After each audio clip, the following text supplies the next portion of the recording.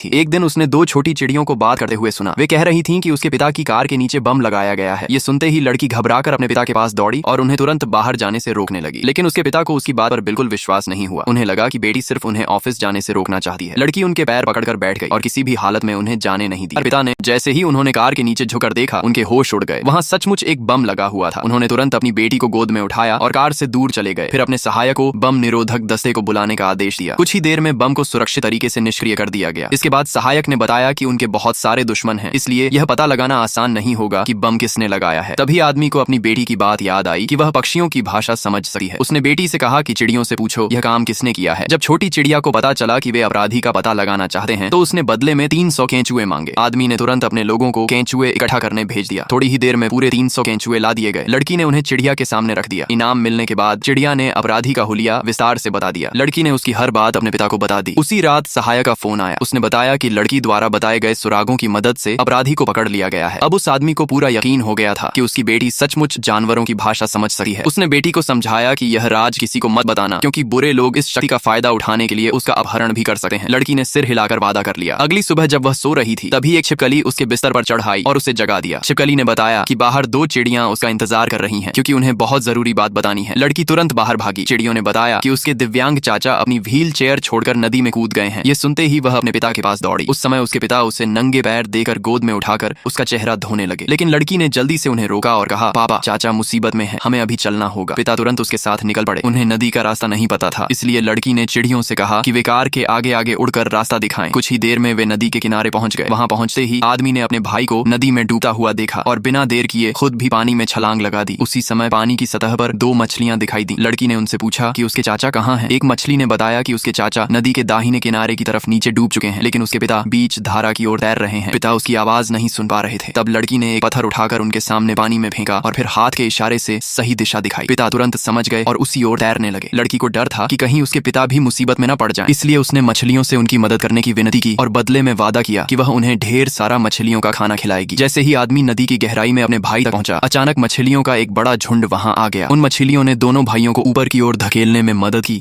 और सुरक्षित सतह तक पहुंचा दिया।